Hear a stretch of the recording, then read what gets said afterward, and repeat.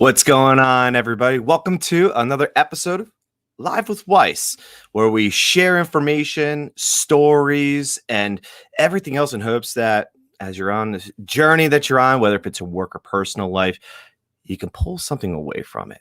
Now, we have gone through a lot of episodes these past couple of weeks. We've been doing a lot of interviews.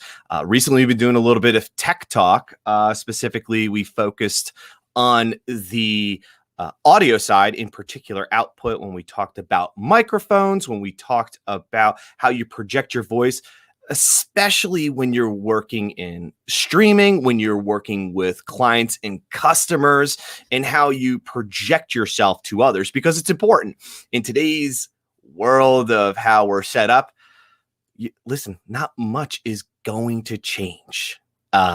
You might have a couple enhancements here and there, but a lot of the stuff that we're going to be doing is a lot more remote work. There will be some field work along the ways where you're going to have to interact with people. But what you need to do is continuously recreate that live moment through your own personal tech stack. It is absolutely essential because guess what? People who want to talk to you virtually want to be able to hear you, need to be able to see you, and need to be able to interact with you in some sort of manner. So again, we talked about audio, we talked about microphones. I have a new mic set up, of course, with a boom mic, so I can move my microphone in and out however I need to. And today's session, or let's go back, in last week's session, I had the honor of having our guest Alex Smith on and talking about making deeper connections with people, specifically in the sales world, which is important, right? That's what sales is all about, is making connections, because the selling methodologies today all talk about pieces of conversation and how you message and how you create process through sales. But no matter what, it all goes back to the connection. Continuing that theme with connection, what we need to do is continue to build upon our tech stack, our own personal tech stack today, and talk about now making those connections through video. Yes, everybody that's watching this has been through plenty of meetings, have been through plenty of streams. And listen, I love the term Zoom fatigue, right? And Zoom fatigue is just, you've been in so many virtual meetings internally that you're getting burnt out. That is not what this video is about, right? You need to balance your own schedule. You need to make those meetings as effective as possible. And part of that effectiveness, whether if it's in those meetings or more importantly, what we're going to focus in on, is meetings with your clients, meetings that are specifically for streaming purposes. We need to focus on your video quality and how you set up your video. Why the hell do we have to talk about this? We've all been seeing it over and over and over again. The way in which I see people setting up their cameras, the way in which people don't even use video at times is astonishing, right? Especially in meetings. It's absolutely incredible. People need to make that connection. They need to see you. If I needed to chat with you, I would have just given you a phone call. But if we're getting on a meeting that includes video, you need to be on that video. You need to be in front of the camera, and you need to be talking to that person as though you're talking to them face to face. Because guess what? This is my face. That is your face. We're still talking face to face. So we need to come in here and talk about a few things. One, we need to understand, the video nuances and what is out there and what we need to be doing. We need to know what technology is available to you and some do's and don'ts within the video world itself. So just to give you a little bit of a preview, you'll notice right now, as you're watching my video, My camera is right here. I personally, from a stream perspective, look at a slightly left angle as though I am talking to you from a angular position. This way you get all my face. It looks like I'm going directly at it, but I could change my angle and look at you directly this way. It is a preference, but also is very valuable and works. Two reasons why. One, the camera is eye level with me. Actually, to be honest, it's okay to be eye level, but also it's a little bit above. The one thing that we need to avoid. This is a do not, and I'm seeing this constantly all the time. When we talk about videos and setups, notice how I'm eye level and so forth. Let's just do what we see every single day. Oh, would you take a look at that? This is another video setup that we see today. We see the laptop on the right-hand side.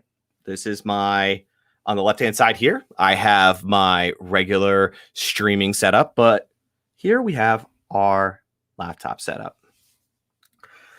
I am seeing this all the time in meetings. I'm even seeing it in streams as well, where I get it.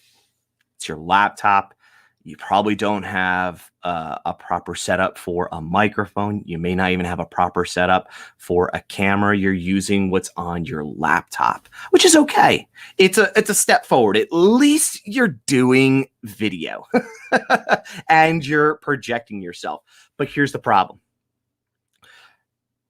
You're looking at me upwards, right? So when you set up your laptop to talk this way to people, you're talking down to them. You're looking down and you're talking down to people. That is the notion that you are giving when you set up your laptop for conference calls, for streams this way. And listen, you're trying to make a connection. Nothing is worse than trying to make a connection and talking down to people. Has anyone ever here made a connection when talking down to someone? No. So if anything that you could get out of this, the very first thing you need to do is stop putting your laptop on a desk lower than you, turning it on and talking to people this way. You are talking down to them. The rule of thumb, especially when it comes to photography and to video, is you want to make it eye level or above. Why? One, when we talk to people face to face, we talk to them at an eye level perspective, right? We're talking to them face to face. We're lined up appropriately. We don't try to look down on people and say, hey, how are you? No, we say, how are you? And that is a huge difference. Now, this is an easy fix at home, everybody. This is so easy. There are literally 3 things that you can do. Here's one free option for you.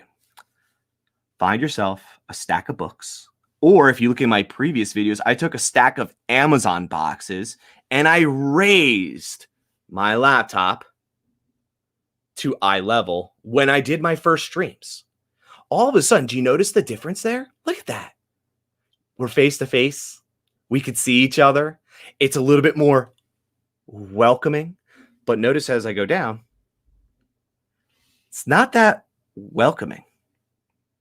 Hey, how's it going? I feel like a giant now when I'm looking at it from this perspective. But if you could just take a couple Amazon boxes and lift your laptop up, all of a sudden, there's a huge difference in how this changes, right? And I'm not telling you to go out and buy a brand new webcam right off the bat. It's okay. You don't have to do that. It's just getting proper etiquette on lining yourself up for these meetings and for streams, especially getting the right angles. And you want to either be, again, eye level, or you could be a little bit more above. And that's still welcoming because now someone who is interacting with you is looking with you. And you're not talking down to them, you're talking up to them.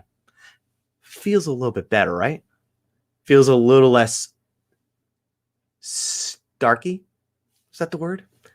I don't know. Is that the right word? Who knows? We'll find out.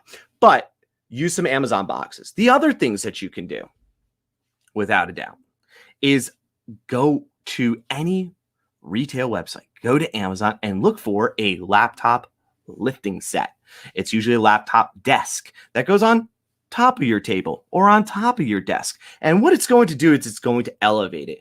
The big thing that you should do before you go in and purchase any type of laptop desk or laptop stand is to know the measurements. So really what I like to do is take a measuring tape, measure up how high your desk is, because I have a very low desk right now, but some people have higher tables, have higher desks, and just try to find out what that measurement is, because you don't want to purchase a laptop stand that goes on top of your desk and it's still like down to here. It's still not working. You want it to be a little bit higher. You want it to be eye level. So measure your from here down. And if you want to be even more safe, measure it from the top of your head and go down. That's how you're going to get the best possible angle. But I strongly recommend stop looking down at the camera and start looking at the camera. So look, your laptop camera is going to work for now, and it's going to help you all the way through. But remember, if you're going to do that, the best thing you can do is set the proper angling. Eye level or even a little bit above. So what we're going to do is we're going to pull out of this particular one. We're going to come back to my setup right now. So I'm going to leave this. I'm going to move my laptop here, close up. So we talked about video and sharing and showing yourself and being lined up appropriately. So notice how my camera is right above my eye level. It's actually around my forehead. So I have it actually aimed down just a tad because it's more welcoming. Again, that angling is going to make a difference. Now, big question I get on a regular basis is, should you be facing the camera like this?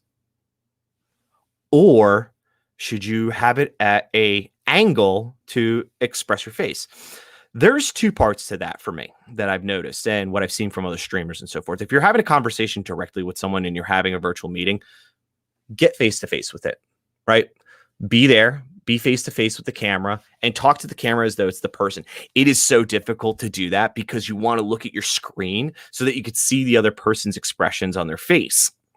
But here's the interesting part is that if you look at your screen, especially on your laptop, you're actually looking down. So you're actually not looking at the camera. So it doesn't even look like you're paying attention at the moment. So what I like to do is angle it just right above me so that it looks like I'm directly talking to you. Now, if I'm doing a meeting with somebody and I'm talking to them face to face, I will look at the camera directly and have a conversation with them. Absolutely. Every single time. But because I'm talking to a mass audience, and if you're streaming, it's okay to put it at an angle, because when you're talking to an entire audience, the angling is not going to be a problem whatsoever. Don't go too crazy. Don't do a side profile that you don't need that, right? That's that's very specific in going side profile. But for me, it's kind of a little bit at an angle. I would say, if you notice here, this is directly lined up. I'm about right here for the lineup for my camera.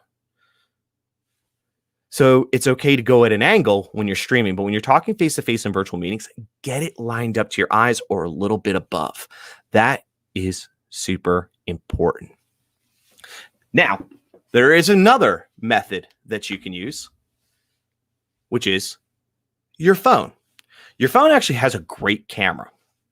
Let me turn it on, and there's feedback because this program doesn't allow me to turn off anything. So what we're going to do is we're going to turn off the mic and we're going to enter the studio. I'm going to show you what this exactly looks like from my perspective. Loading in. Oh, you're going to be able to hear my noise in the background, but here we go. Perfect. So the only problem with working with a phone is that one, your connection might be a little bit messed up. It's as strong as what your connection is going to be, but notice how I can hold it up and set it up the way I need to. I hate the feedback. Hey, StreamYard, do me a huge favor. We need to be able to turn off the sound here because my phone will not turn off the sound, and it says I'm muted all the way down. Let's see if we can. How about that? Can't even turn it off. We got to work on that. But notice how you could use your phone, and your phone's okay, right? And with your phone in particular, this is the most important thing I can recommend, is do not use your hands to actually show the video or hold it. It's a great way to get your angling down and all that. But what I would recommend is actually getting a stand to hold your phone the right way. Oh, look at that. Oh. We're going to leave the meeting here. So bad. Using a phone for live streaming, don't recommend. It burns your phone out completely. My phone went instantly hot when I turned it on. And it's still talking to me right now. So it's very difficult to work with a phone when you're streaming, when you're using Zoom or anything like that. My recommendation is not to use Zoom. But if you're going to, use a stand, something that's going to hold it up. I know a lot of you have the finger holds on the back to hold it, but remember, your arm is not going to hold it steady forever, right? If you try to hold your arm out and hold a 1 pound weight, I know your phone doesn't hold 1 pound, but just remember that you're going to lose your angle every time. So my recommendation, if you're going to use a phone for streaming or if you're going to do it for videos, get yourself a stand and set it up that way. That's 100%. But really, for streaming, don't use your phone. It's going to burn it out. I tried to turn off my phone, and it's still talking back to me as though it's in this meeting in the current moment.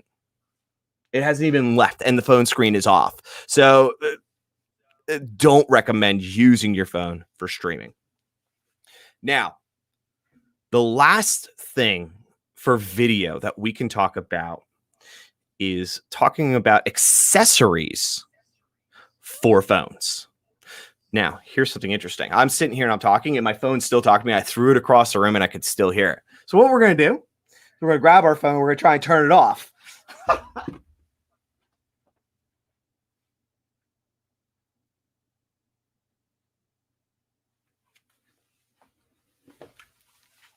Got it. You never know what's going to happen when you're doing a live session like this. But so we're talking about videos, and this is probably the most important part that I want to talk about with everybody. So we talked about angles, super important. We talked about your laptop being down. That is not the right thing to do. Stop talking down to people. Start talking with people, or put it above you. But I think even more than ever with this is investing in the right technology and hardware for you to actually have a proper video setup. So catch me on this. Right now, most of you are using your cameras on your laptops. We are moving into a virtual world. We are moving into virtual meetings and everything else. It is time we invest in technology. And this is especially for businesses. Listen, I love it. You give away laptops, you give away phones and all that stuff. But when you're a seller, when you're a streamer, and you're working for a business, the business should be supplying the proper technology stack for these types of meetings, for these types of streams. So if they're not, you need to invest in yourself. And there are cheap ways to invest in yourself, and there are super expensive ways to invest in yourself. The good thing is, the very first thing is you need some sort of laptop or desktop to get things started. You need some sort of power supply to run your stream, to run your meetings.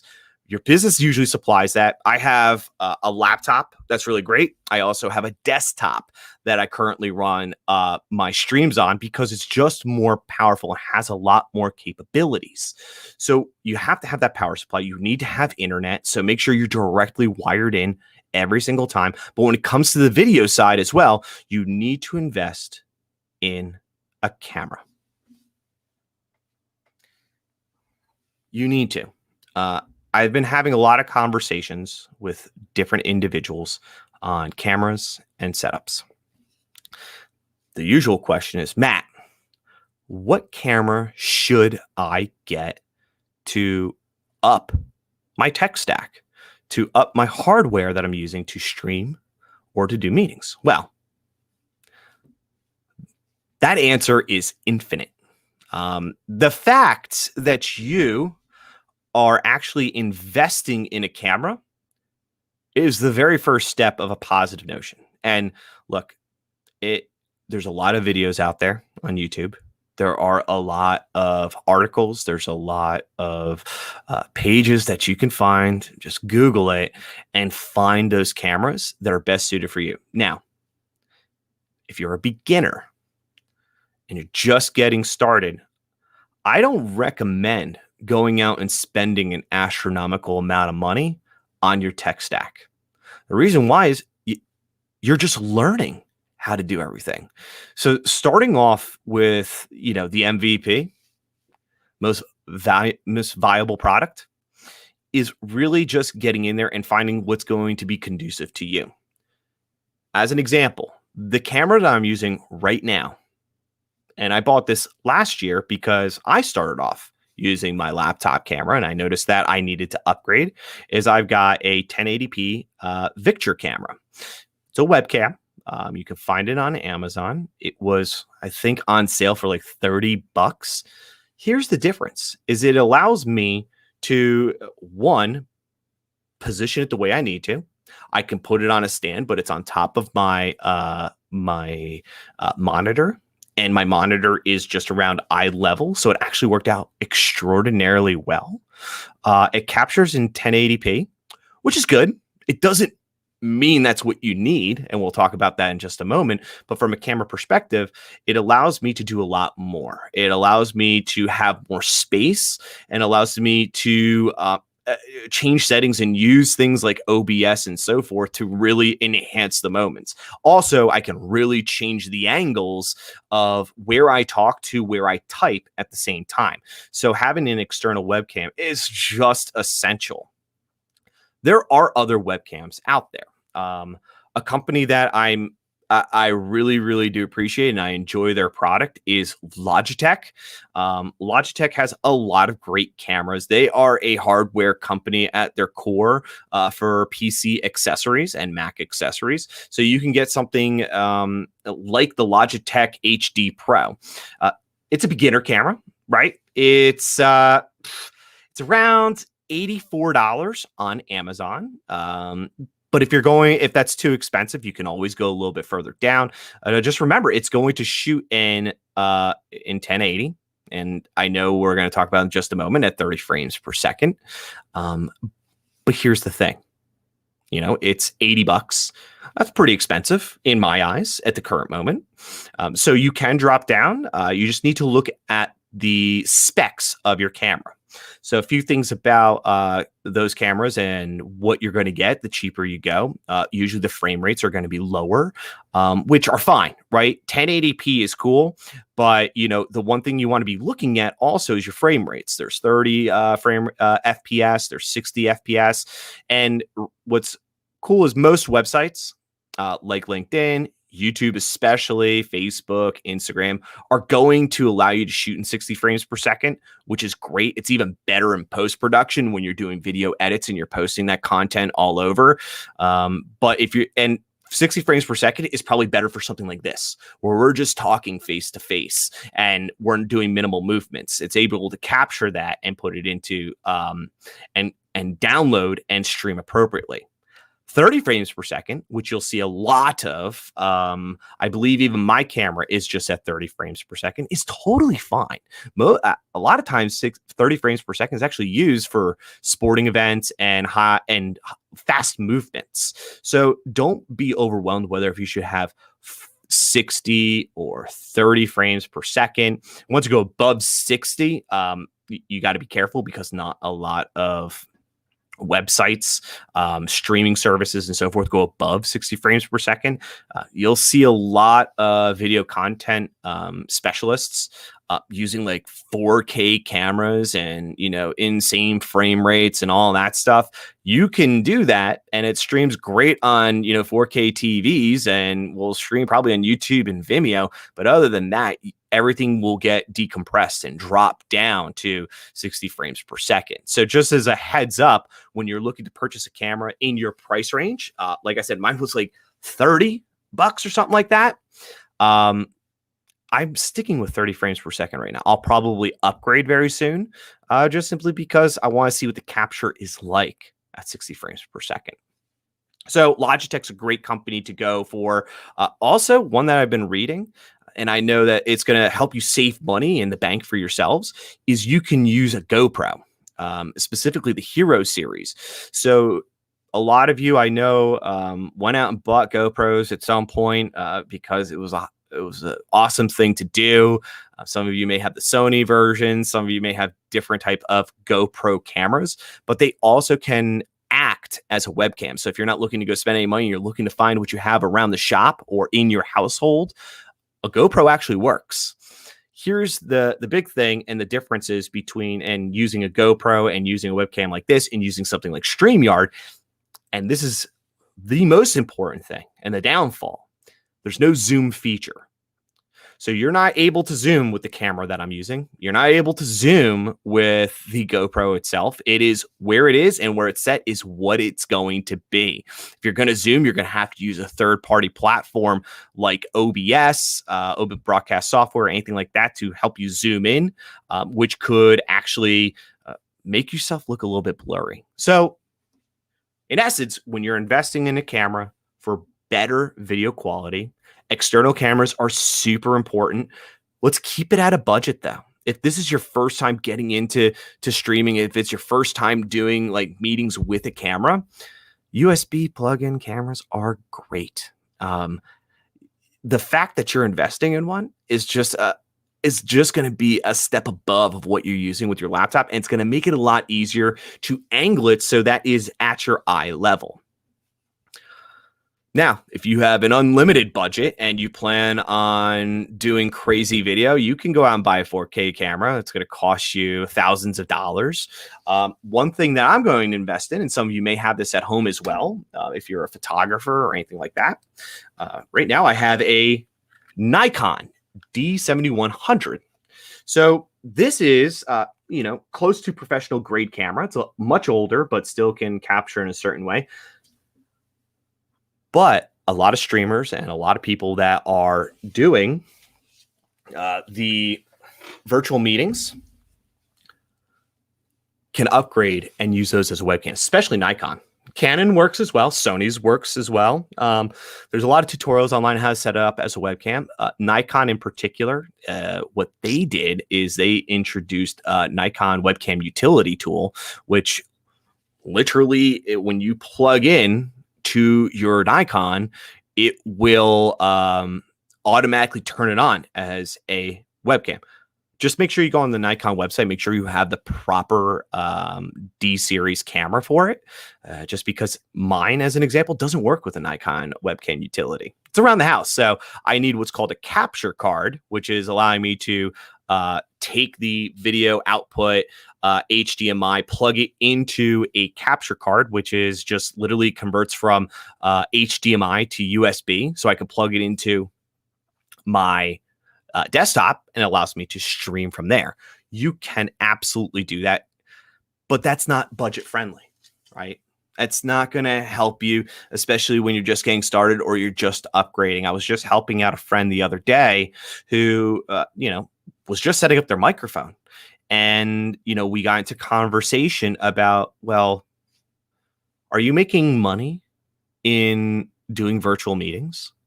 And just ask yourself that. If you're making money in virtual meetings, why are you not set up at 100% to make that money?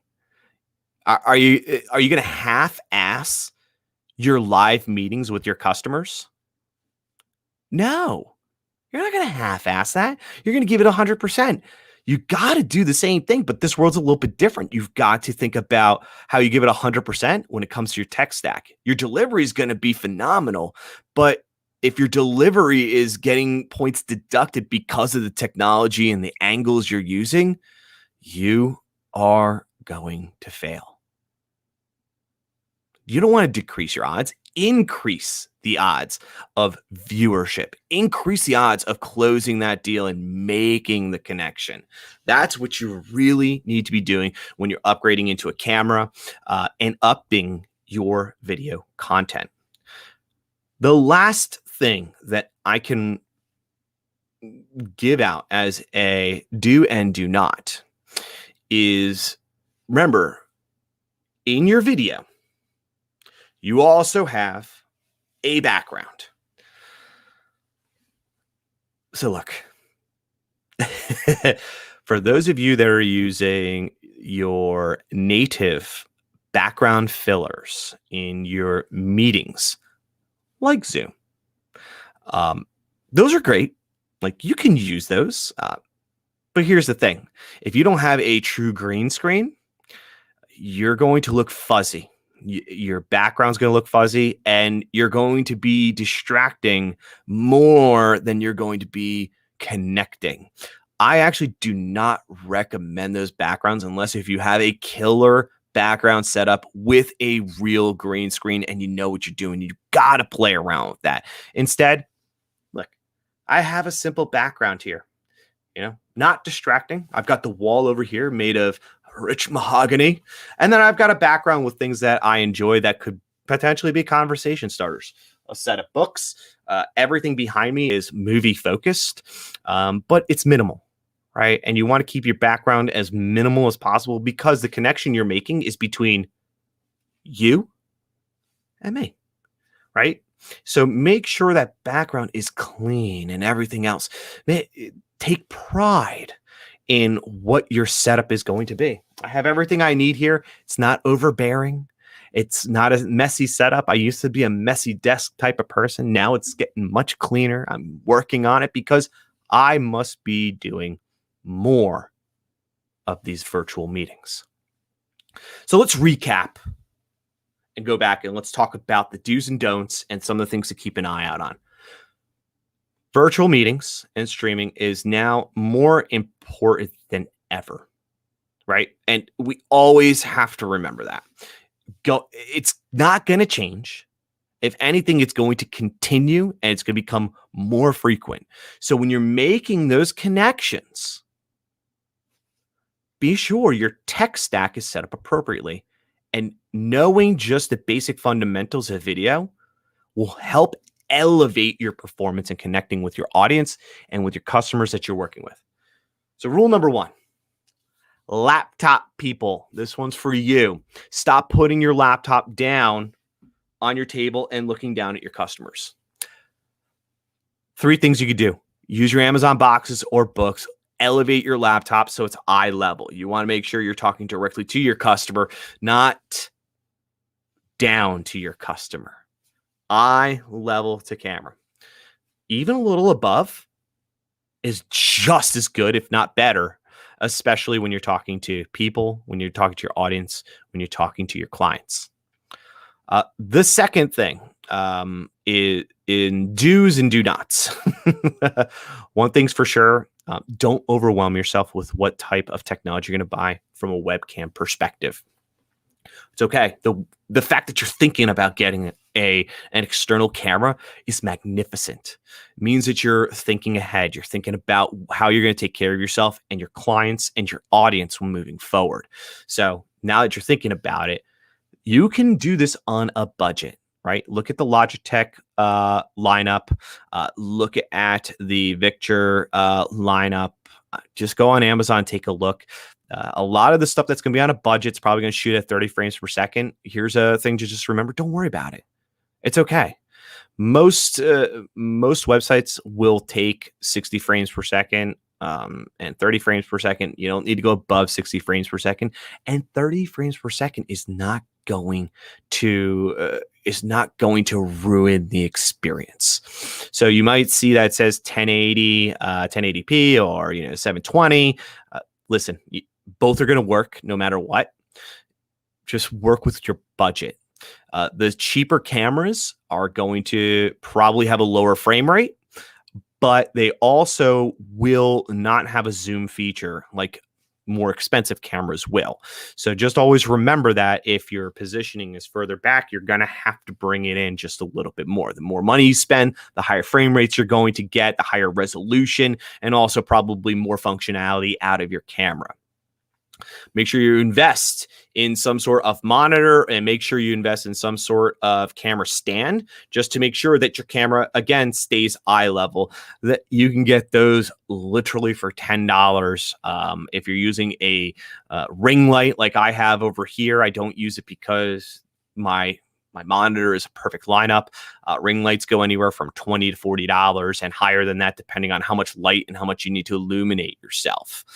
And the final part is if you want to break your budget and you want to go all out. Oh, yeah. Sorry. Go back camera wise. Also, if you want to find something in the household that you might have, your GoPros can be used as webcams. Make sure they're the Hero version. Otherwise, you're probably going to need a capture card. Video capture cards essentially allow you to take the HDMI output of your camera, plug it into another the input or the output, put it into an HDMI input. That capture card then converts into a USB or will plug into your desktop so that when you're using it as a webcam, that video streaming is now happening on your PC. So that's what those capture cards will do. There's a huge range of them. I mean, if you have one, go get the $15 one, just test it out and see how it works. That's, get started with. If you want to go spend $200, $300, $400 on a capture card, by all means, go for it. But I'd recommend if you're just getting started or you're just starting to build your tech stack, start small. So your GoPro will work, the Hero series. Or if you have one of these laying around, the D series, Nikons, Canons. I know a lot of you got into photography. They can also be used as webcams as well. And the quality is actually super fantastic. Other than that, you can go spend a couple grand on a great camera, like a real video camera, but you're not going to use it for anything else but streaming or video conferences. I don't recommend that unless if you're totally killing it and that is your profession and you need to upgrade to the greatest technology ever. Yes, then upgrade to it. But until then, you're just getting started. Look, we're all trying to make connections constantly. And we talked about audio and how important it is for people to hear you. But now you need to start to focus on the video quality. They need to see, your audience needs to see you. The people that are watching your videos, the virtual meetings that you're having with your clients, they need to see you the best way possible. So invest in your tech stack. And for businesses out there, invest in your team members, not just in training courses, not just in, these webinars and things that you can take. Get them ready. Invest in the technology so that they can succeed, so they are not at a disadvantage. Every piece of tech stack that you are missing puts you at a disadvantage. And just by taking the leap and investing in your video quality is going to make you stand out. Thank you all for tuning in today. I really do appreciate it. If you have any questions about your video setup, if you have a certain tech stack that you use today, let me know in the comments down below. If you want to get into a conversation or do a meeting and you want to share what your video setup looks like and you want to have a conversation around how you can enhance that, shoot me a message directly. I'd be more than happy to jump on a conference call, and work on your video setup and help you out. Probably take us about 10 minutes or so, but it will change the dynamic and how you're having virtual conversations today. Thank you all very much for tuning in. I really do appreciate it. Take care and have yourselves a good one. You want to fight?